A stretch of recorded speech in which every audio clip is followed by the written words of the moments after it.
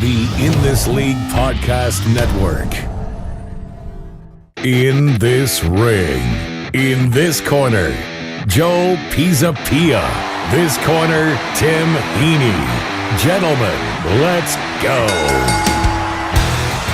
Hey, yo, what's up, everybody? It's me, Joey P, Joe Pisapia, and welcome to another fantastic, brilliant, amazing edition, a special edition, mind you, of In This Ring, the greatest wrestling podcast in the history of the universe. It's me, it's Tim Heaney, and you're asking, why is it so special? Well, because usually we record during the week, but because there's so much going on right now in wrestling, and because of the Greatest Royal Rumble, we decided to do the greatest podcast ever special edition about the Greatest Royal Rumble, because, you know, there's not enough peripheral external words we can use to really describe how great everything was. So we're going to break that all down for you, because there was a lot. It was a 5-hour event, Tim Heaney.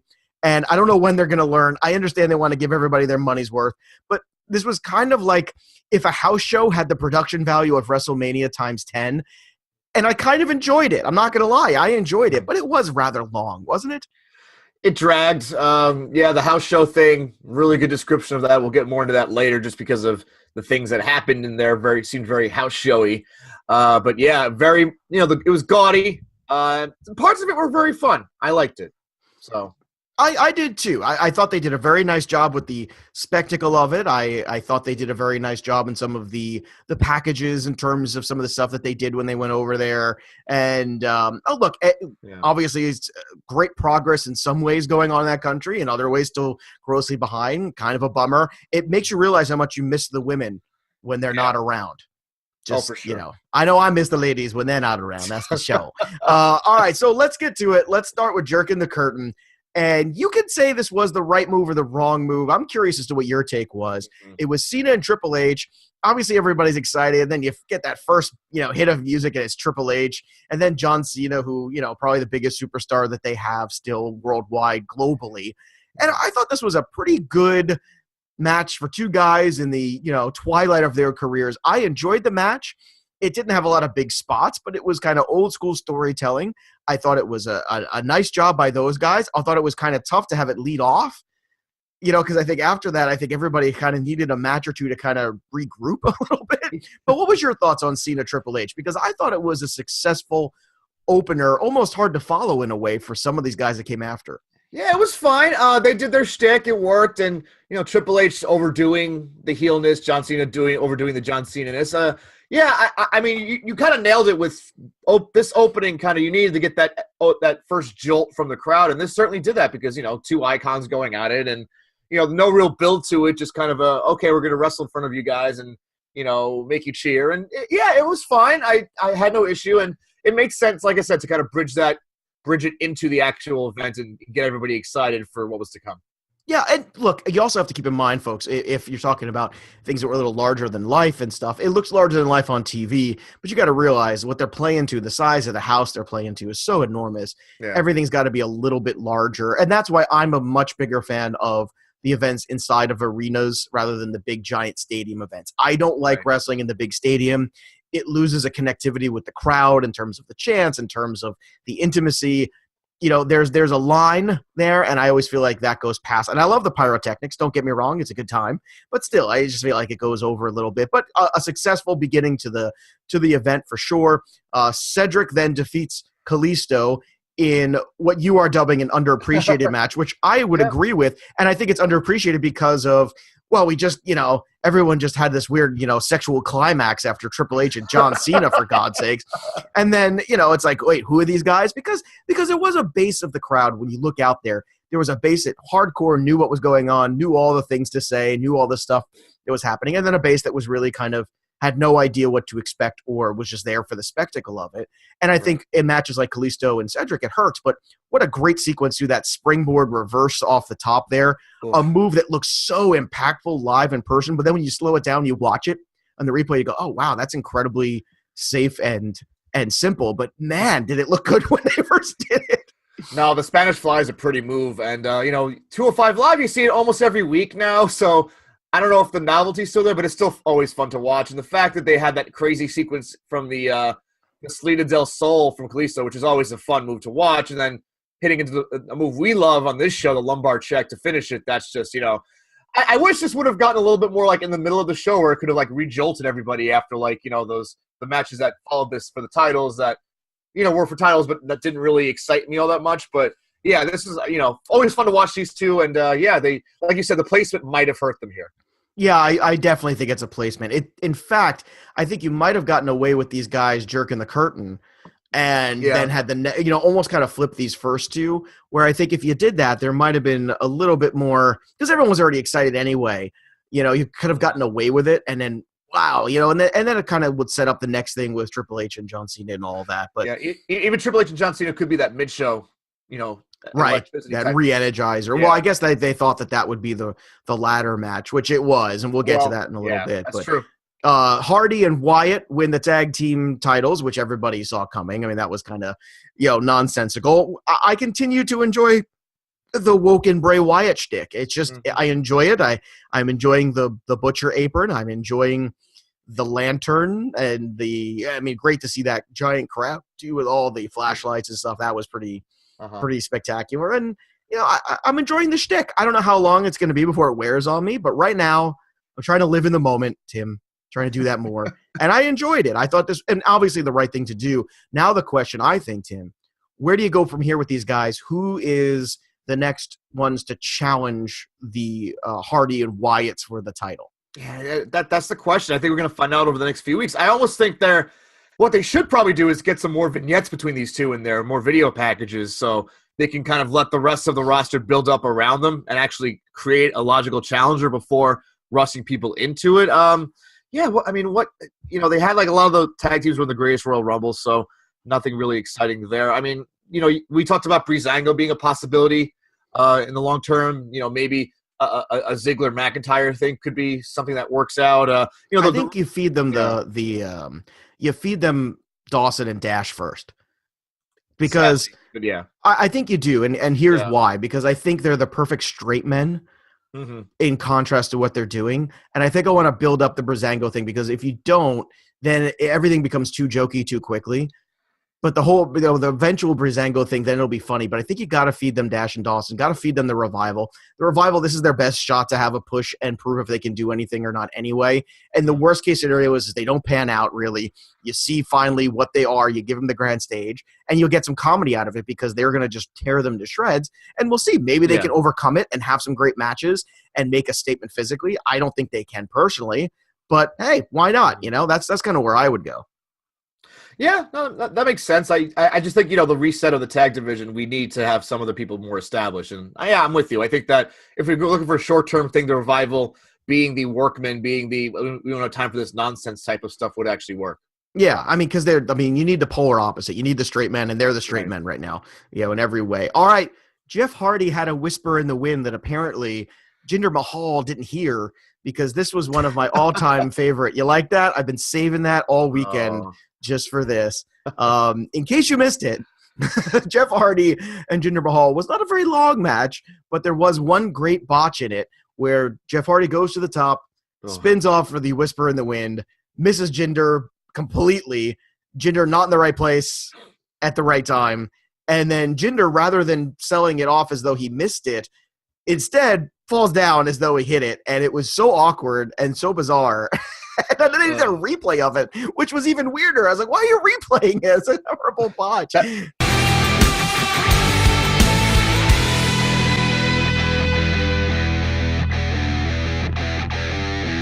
something you would not show. Come on. I almost feel like they're showing it where everybody's like, look, we know you want to see it. We're going to give you what we want. But it was bad. And Jinder doesn't need that stuff. Jinder needs to have some good clean matches. And it's so funny because in there against Gable, we just talked about it good. And then this match against Hardy, I don't know. I guess now you see why they work Jinder with the same over and over, so you get the guys when they turn him loose on a long 20-minute match. Because if you don't, clearly he's not the kind of guy skill set wise who just goes in there cold with Jeff Hardy after wrestling him one time. Yeah, that's why this match really didn't drag on up.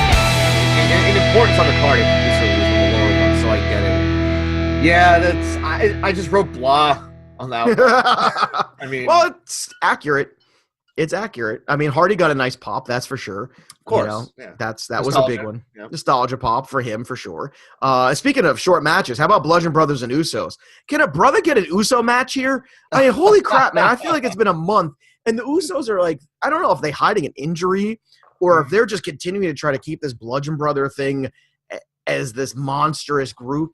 But I don't know, man. You keep feeding the Usos in these quick matches, and it's kind of, I don't know. I don't want to say stunting them a little bit, but I mean, how do you feel about this? Because I kind of feel like they deserve more, and Harper and Rowan are very skilled, especially Harper. I'd like to see them really go at it, these four. Yeah, I think it's more so the Bludgeon Brothers need the squad look a little bit more effective after Naomi's backside distracted them last time, and of course, being the unfortunate evil of this being where they were, they didn't have her to help them. So that's what it is. So you're blaming it on the lack of twerking, is what you're saying, Tim Heaney. Yeah, twerking can distract even the bludgeoniest of brothers, I guess. That is fantastic phrasing. It's funny as you're saying it. I'm actually thinking about it, and I'm not sure if I can continue on with the show because now it's in my head. And I don't know how much I can concentrate right now. Oh God. She does shake it furiously. I will give. I mean, it is moving and shaking. That is for sure. Yeah. All right, let's continue on here. Seth Rollins with a great finish here, and I'll tell you what. Let's rewind this a little bit and let's go back to the top because the pop that Seth Rollins got there for the burn it down was jarring to me. I did not expect that to be quite so huge. And, it just kind of reinforces the fact that we keep talking about how over Seth Rollins is right now. And I think that was something where globally you got to look around and go, wow, wait a minute. Something's happening here, not just domestic, but abroad here, where Seth Rollins really might need to be the guy as we head into WrestleMania next year, either chasing or being the guy. Because right now, man, I don't know if there's anybody hotter than Rollins. Yeah, I don't know, man. I mean, I think the work rate's just, people who know what they're talking about respect it. He's also just got the, he's always had the charisma. He's got the good vibe about him. He's got the good look about him. It's, the total package is there. And, that's why we hear these Shields, triple threat rumors for WrestleMania 35, which, I would be all in for it, and I'm sure you would as well. And 100% in for it. I'm all for it. Because you had a little break with Dean too, so you're not going to get over Ambrosed. Right. And, in terms of their ability to carry Roman to what Roman's capable of good matches. And we always say this, we have said this on the program, people knock him and they'll say, well, he's only as good as he's wrestling. Well, you know what? But at least he's good enough to elevate to that level of those other people who can drag him through the match. Just because he's not a caller doesn't mean he can't be a good worker, and he is a good worker. And enough of that nonsense. But enough. For all the creative team, for all the nonsense and the crap that we give the creative team sometimes, and obviously the universe likes to give the creative team, you got to give them credit here with Rollins, what they've done in the last 6 months here, between the gauntlet match stuff, between the Intercontinental stuff, between the stuff with Miz. They've done a very good job of, I don't want to see rebuilding the architect, but because they didn't need to rebuild him, but reestablishing him as a major player, and they've done it in a very, very good way. So I think everybody needs to step back and applaud a little bit. Creative done a really good job here right now with Rollins. Oh, absolutely. And, him being injured, I think we did realize what we missed with him. Always this, solid, if not awesome performer. His, like I said, he's consistent. He has elite upside in everything he does. And I mean, that move to end that match, I mean, the choreography just worked out so perfectly. Oh, it was great because, and they really did a nice job there of building Balor up where you really thought, hey, maybe Balor's going to take this because maybe they're just going to elevate Rollins right away here. And, when Rollins won, I think it was an indicator of how you knew that the Roman Reigns match was going to go. To me, that was a big indicator. If Rollins was going to stay champ, then Roman wasn't going to get the belt. And we'll get to that in a second. But I think they did a nice job of building him up there again, Balor. And he needs it a little bit, don't you think? Oh, absolutely. I mean, the club going to SmackDown pissed me off because of this exact possibility that they could have done with him. But they're keeping him a babyface. They're doing the whole Balor Club is for everyone thing, which is nice. Notice he didn't wear the shirt this time. Disappointing for reasons we keep harping on. But, Balor was great. Samoa Joe, always nice to see him in ladder matches because he and Finn had some good work there in the past in NXT. And the Miz, doing what he does, being awesome. It's just, Miz had great. Miz had his classic Miz Yeah. moments. He pulled out all the Miz tricks from the Miz bag, which were great. They're still good. They still work. They're classic for a reason. Mhm. And you know what's funny, when you're watching Joe work, you know, there was that spot where you put the ladder in the corner and the ladder fell and he didn't even miss a beat. And there's just a veteran presence in the ring of him. Well, he didn't miss a beat. He turned around. It wasn't where he thought it was going to be. And he said, screw it. F it. I'm just going to throw Balor on top of it. And then he did. Then he put it back where he wanted it. And he decided to do the thing he wanted to do to Seth instead. And I'm thinking to myself, that's what's missing sometimes, is that veteran presence in the ring that, you know, when you're working with Joe, I'm sure there's people who don't like working with Samoa Joe. And I'm sure there's people who absolutely love working with Joe, who because he's just going. He's just in it. He's in the groove from moment one. As soon as the bell rings, he knows exactly where he wants to take things, where things are going to go. He never misses a beat. There's no such thing as anything going wrong. It's all just part of the show. And then there's other guys I feel like who need it a little bit more structured, who probably don't like wrestling with him because of that. Right. You know, and it shows. And I'll tell you what shows too, how much I miss Samoa Joe. And when he's back there, how much you appreciate him. Oh, absolutely. And yeah, you're right. I mean, it's just he's his motor. I mean, people want to, you know, stupid people that, you know, shame him because of his size. You try doing all the stuff he does in the ring. His work rate is just fantastic. Yeah, you know, I don't want to hear crap about his size because his size doesn't prohibit him at all. I think the only thing it prohibits for him is him, you know, even if he was 20 to 30 pounds lighter, I don't know how much power, if he would have the same level of power he's got right now. Right. My guess is he would, but that's what holds him back from a marketing standpoint. You know, and I know it sucks, but in this day and age, even the character actors in film are better looking than they were 30 years ago. Like even the fat guy in the movie is not quite as fat as he used to be 30 years ago, 20 years ago, even 10 years ago. You know, culturally things have changed a little bit. So I think it hurts him more from a marketing standpoint, but from a street cred standpoint, I mean, he's just all kinds of great. He's just wide. He's awesome.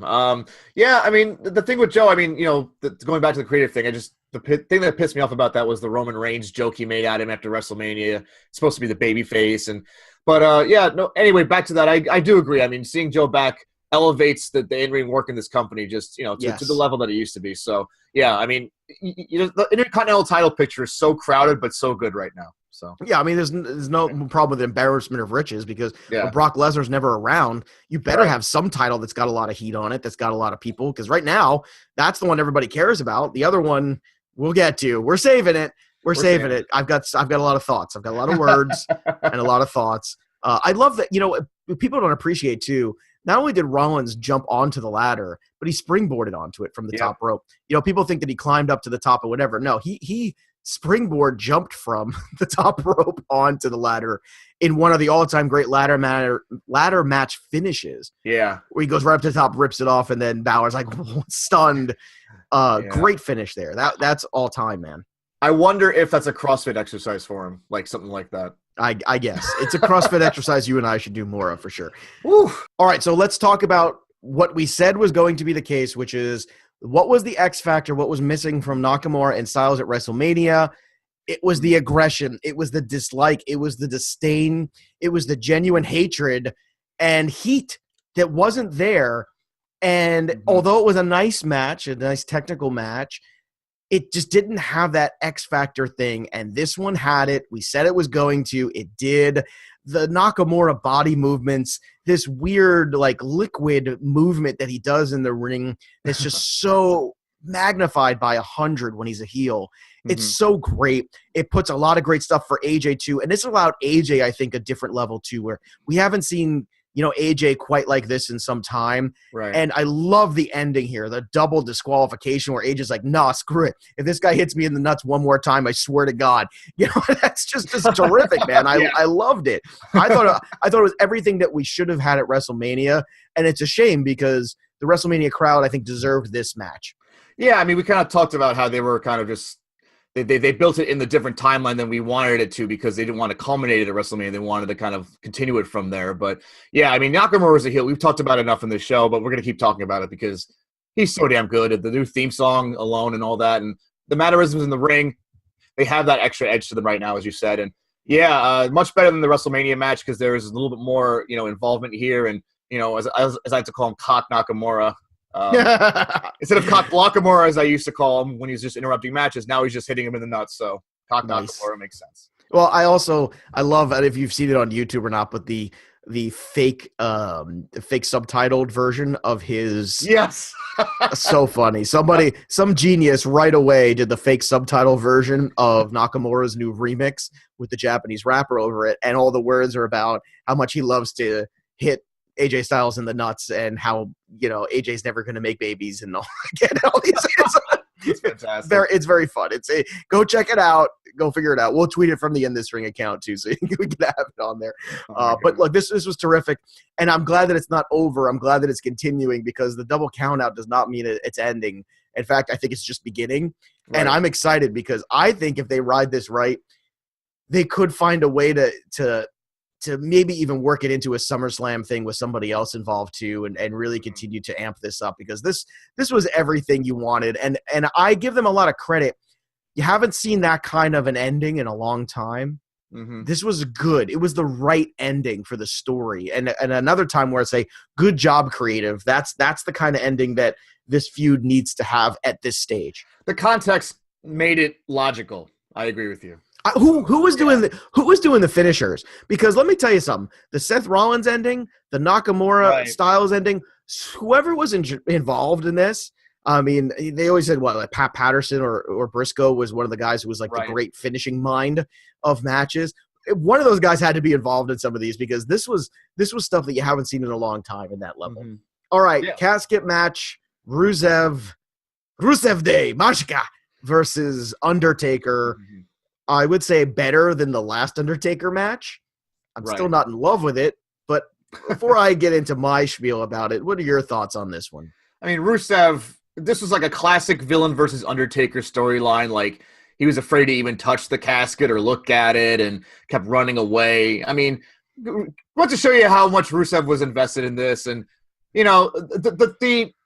you're watching it as like a 10-year-old, it's the perfect, target demographic, because they just played off the character work of the casket match and the aura of the casket match so well. And yeah, I'm with you on the wrestling. It was all right. It was fine, but it was to be an entertainment type of factor. So, and the fact that he got both of them in the casket, kind of thought we were going to go with this, the burial, quote unquote, but it did its purpose. Yeah, it did. And Undertaker was a little bit better, and good job by Undertaker. I think also selling Rusev pretty well as Undertaker can sell at this stage of his career. Yeah, I thought it was good of him, and I think that tells you a lot what people think about Rusev, in that locker room. And I think people respect Rusev in that locker room, and I think that it's time again.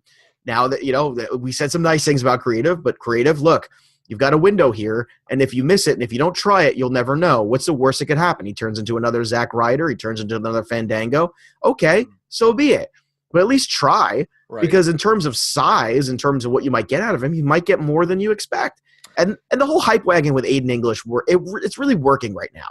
Mm-hmm. Yeah, I mean, that to have that voice just kind of be like either be really hated or really loved because he's so goofy, it makes sense. And hype man, it does give that extra credibility that he has sort of a guy that just he has to have a guy do his entrance because he's so big. So yeah, I mean, but they did actually get buried in the casket. So we'll remember it on this Rusev Day and every Rusev Day to come. So. That's right. The good news is 3 days later he also rises on Rusev Day. All right, so there it is. Here we go. You were 95%. I was at 90% comfortable that Roman was going to walk away as champion. It seemed like a good time to just kind of pass off there. Mm-hmm. And then when Seth won, I said, that's not going to happen, because I thought there was this thing where, in terms of titles changing hands, if that one didn't, I said, no, I don't know how they're going to do it or what they're going to do. And this match, obviously, I had nowhere to go but up after WrestleMania, because WrestleMania was just not good. It was not good. Not good. Not good. No, no, no. But this one was better. I love the finish of him spearing him outside the ring. Now, it will be told tonight whether or not they're going to pick this up and make it a controversy or not. There's been early rumors that they're not going to discuss it. Like, they're not going to discuss the whole, Roman's foot technically did touch first when you watch the replay. I think that is a gross misplay by them. They should totally push that. They should totally talk about it. They should totally continue to make this muddy and messy and just just terrible. Where do you think they should go? Should they play up the controversy, or should they play it like it was another clean defeat? Oh God. It's the reality era, so they should talk about it. They claim to be so, with what's actually going on now. Well, if you're going to replay the Jinder Mahal botch, right, you might as well talk about this. Just, you can make a storyline with the ref out of it or something, like Paul Heyman paid the ref off or something, or, it's oh God, like, I don't know. I guess we'll talk about the next step with this because of the Greatest Royal Rumble result, but, Roman Brock, how far do they want to extend this? How far do they want to have these two fights? Do they want to have Brock break the record of CM Punk or break the reign of CM Punk to kind of get him out of it? That's kind of a factor I'm looking at right now. I think it's got a couple more weeks for that, so this is probably working in that favor. It really depends on how long they want to stretch this. I'm going to say this. I think I get what they're doing here, which is everybody was kind of reticent for Roman Reigns to walk away with the title at WrestleMania. People were pissed about it. They were like, oh, fine, whatever, just put it on him. And then you didn't do it. And everyone's like, well, I mean, we can't get going with this Brock thing. And it's like, all right, we'll figure it out. Okay, well, it'll be fine. We're at Greatest Royal Rumble, they'll do it. And then they don't do it there. And I think what's going to happen is, and this might be genius, and this might be the most brilliant way to get what they want and get the right reaction from the crowd. It's true. Yeah. They're going to keep pushing this till it gets to a point where we just want, will you please just put the strap on him and just move on? And then what happens, everybody goes, yes, thank you, God, fine. Just over it already. Thank you for about time. It's about time Roman Reigns is champion.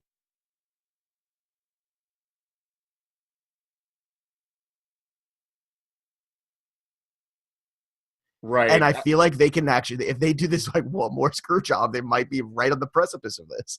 I mean, we talked about before WrestleMania, just rip the Band-Aid off. And you know what? If they play the crowd that way, my hat's off. So. What they're doing is the opposite. They're doing that whole like one hair at a time coming off on the Band-Aid, where it's so agonizing that we just want it off. It just get off, and as soon as the belt is off, and it's like ripping the belt off one little hair at a time of Brock Lesnar, and just do it. Just finally just do it because it's excruciating. Do it. And I think that's where they're going, and if they are, kudos, because that's genius, man. I think they really nailed it there. It's backwards booking, but yeah, they'll get the soundbite out of it. They'll get the soundbite, and they'll get the reaction, which is the crowd finally they want it so bad to be over. Right. They're just happy, and they don't even realize why they're happy. They're just relieved, and that's good enough. Like, I think relieved is good enough reaction. That's also very twisted when you think about it, but it's how you write yourself out of a situation that you put yourself in. So well, and they're in it now, and I gotta say, I'm just annoyed, and I think Brock Lesnar was legit hurt a little bit when he left that ring. He did not land well. That was, Brock. No offense to Brock, he's just not that good of an actor. He looked a little jarred, like he hit his head a little. Like that was not a clean bump for anybody. Oh no. And I think both of them were a little jarred. And Roman's got to watch himself because he's at a couple of these now, where he's like right on the precipice of really getting hurt. He better watch himself because it's the last thing WWE needs is like for him to get hurt, and then the whole plan goes to crap. And then what do you do? Right. I don't know. We'll see. All right, let's continue on. Let's do it. Let's get to the greatest Royal Rumble in the history of greatest Royal Rumbles. Now, there's only been one, so it's got to be the greatest. But still, 50 men, which I have to say, overall, Tim, I was surprised. I thought it would drag a little bit more. I thought they did a pretty good job of keeping it entertaining. I always use my kids as the barometer. They were engaged in this. They were engaged for the entirety of the Royal Rumble on the edge of their seat for it. And so good job by them that they made it work. Yeah, absolutely. 50, sounds daunting, like you said, but they had enough, the pacing of a Royal Rumble is so important, and they had the gaps, they had the funny stuff, they had the Kofi thing that always happens. Exactly. Yeah, of course. You have the Mike Kanellis, the Mike Kanellis record, yeah.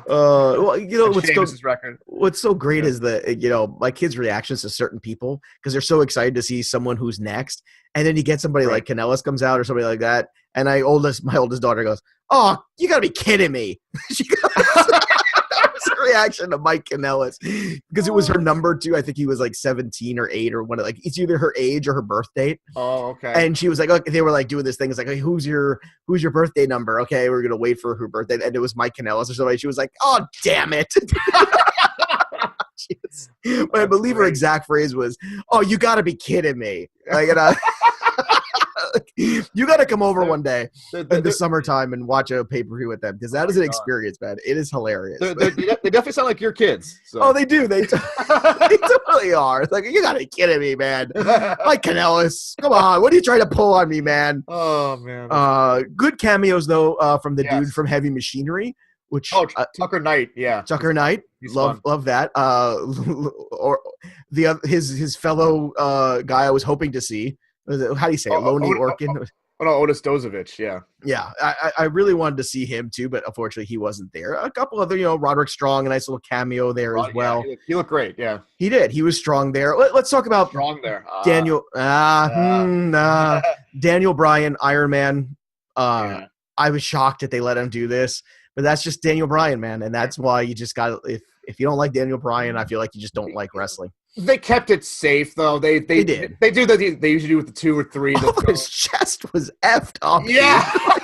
What happened? Did he catch a knee brace to the chest or something? I think it was dragged across. Might have been chops. I don't know. They was scratched though. Somebody hit him with his nails. I don't know what happened. Yeah, it was pretty gross. I tweeted out, it was worth coming back. It was worth coming back with an image of that. Like you keep going through his head. It was worth coming back. It was worth coming back. Ow. Oh, dude. But look, I mean, amazing job by him, and probably for him, for his perspective, he probably wanted to do this from like, let me build my stamina back up. Let me get back in there and just mix it up and just get back to where I, used to be. So that was terrific there. My MVP of the Royal Rumble, and I don't care if this is popular or unpopular, my MVP, the best performance of the Royal Rumble, hands down, Baron Corbin. Sorry, it's Baron Corbin. He had a good run. He had a couple good eliminations, Terrific run. Came in there like a house of fire. He deep six the hell out of Rey Mysterio, does his little, in and out of the ring, slide back in, got rid of a bunch of dudes. He was strong. The presence was strong. Enough of the anybody does. Again, there's another one too. You don't like Baron Corbin? F you, you're wrong. Like he's good. He might not be the greatest talker in the world, but he's good enough. But his in-ring work is excellent. He is big, explosive, strong. He's everything you want. It's time to literally push him again, too. And I hope he gets pushed hardcore on this Raw move now. Absolutely, yeah. Who was your MVP? Do you have one? He was my MVP in the Rumble. Yeah, he's up there. Of course, they know Bryan's probably in that discussion. Angle looked good, but yeah, I think I'm with you. I think Corbin's probably the one that kind of made the biggest statement here again. All right, let's talk about the elephant in the room, which is the most amazing blooper of all time in wrestling. Yeah. Titus O'Neill running down the ring, head first, slipping. And the funny part was how far he got under the ring. Like, it wasn't so much that he even fell.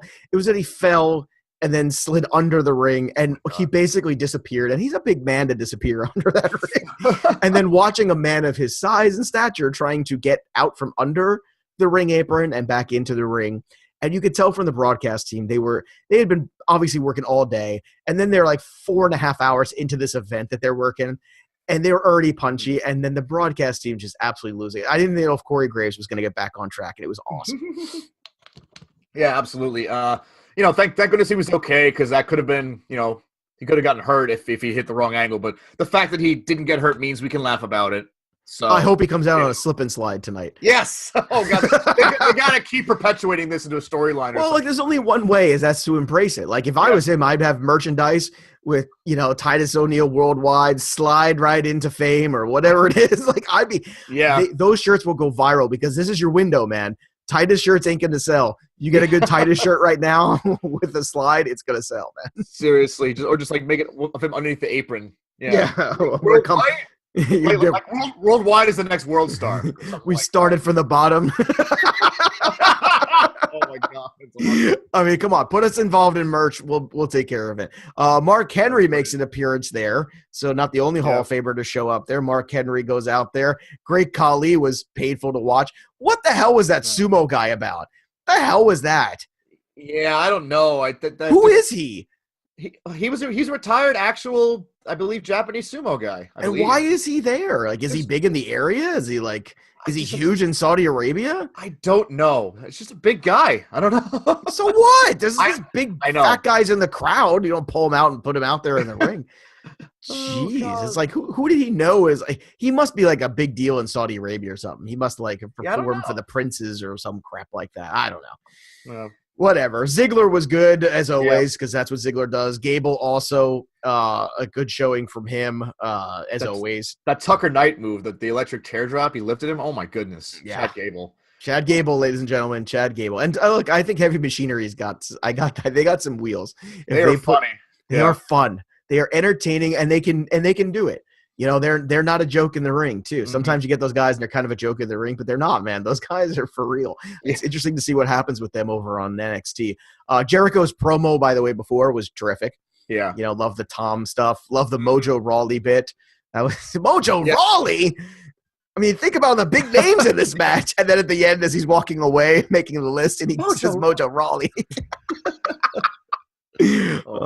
Good. And Jericho also out of shape too, which, I mean, I love Chris Jericho, but I know he's still basically like off and on tour, so he can do whatever he wants, but Jericho clearly not in fighting shape. Let's put it that way. Yeah. It was good to see him and Owens have a showdown, though, as usual. That's always going to play for me.